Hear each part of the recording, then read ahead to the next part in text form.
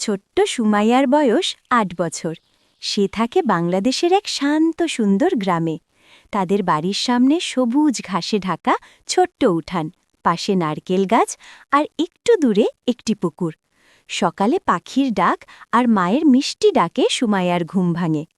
সুমাইয়ার সবচেয়ে প্রিয় বন্ধু হল তার কুকুরছানা বাঘা। বাঘা একদম সাদা, নরম তুলোর মতো লোম আর ছোট্ট গোলাপি জিভ বের করে সব সময় হাসে। সুমাইয়া যেদিকে যায় বাঘা সেদিকেই দৌড়ে যায়। একদিন সকালবেলা সুমাইয়া খুব খুশি খুশি মুখে উঠানে দাঁড়িয়েছিল। মা বললেন, কি হয়েছে সোনা, এত খুশি কেন? সুমাইয়া লাফিয়ে বলল, মা, আর 2 দিন পর তো ঈদ, আমি একটা সারপ্রাইজ বানাবো। বাঘা ভু ভু করে যেন বলল, আমিও আছি। সুমাইয়া নিচু হয়ে বাঘার মাথায় হাত বুলিয়ে বলল, হ্যাঁ বাঘা, তুইও থাকবি। ঈদ মানেই নতুন জামা, সেমাই, অতিথি আর আনন্দ। কিন্তু সুমাইয়া ভাবছিল, শুধু নিজের জন্য খুশি হলেই তো হবে না, গ্রামের সবাইকে খুশি করতে হবে।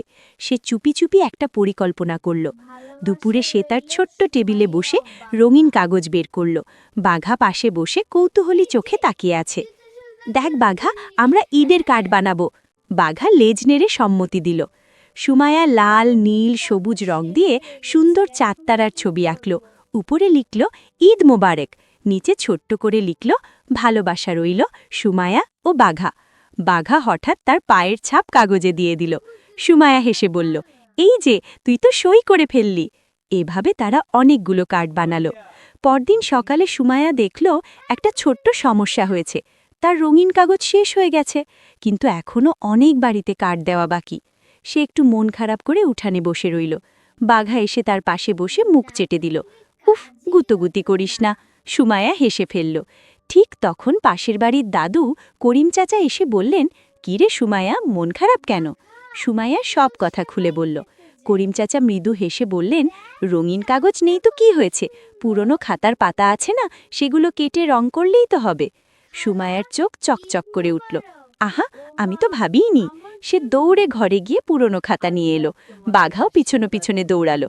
সুমাইয়া সাদা পাতাগুলো কেটে সুন্দর করে ভাঁজ করল, তারপর রং পেন্সিল দিয়ে রাঙিয়ে তুলল। বাঘা আবারও পায়ের ছাপ দিয়ে দিল।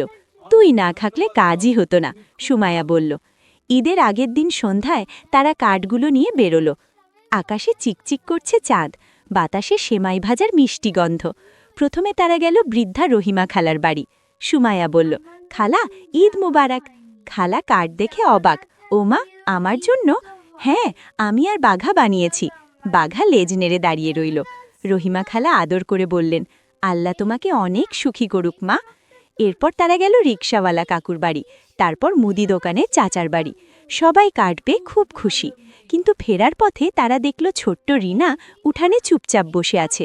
সুমাইয়া জিজ্ঞেস করল, রিনা, তুমি খেলছো না কেন? রিনা মাথা নিচু করে বলল, আমার নতুন জামা হয়নি, তাই মন খারাপ।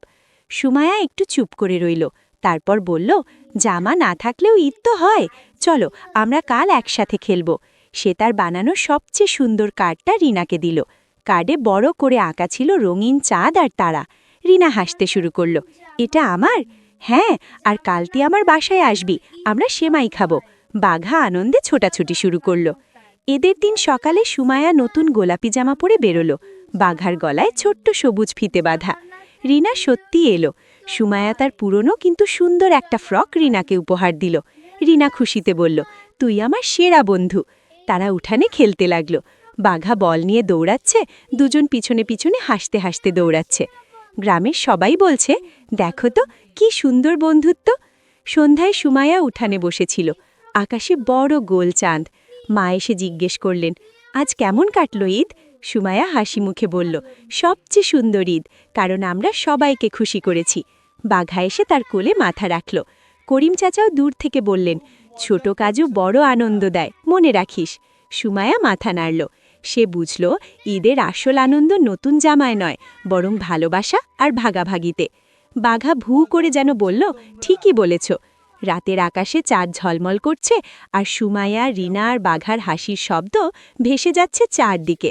অন্যকে খুশি করলে নিজের মনও খুশিতে ভরে যায়।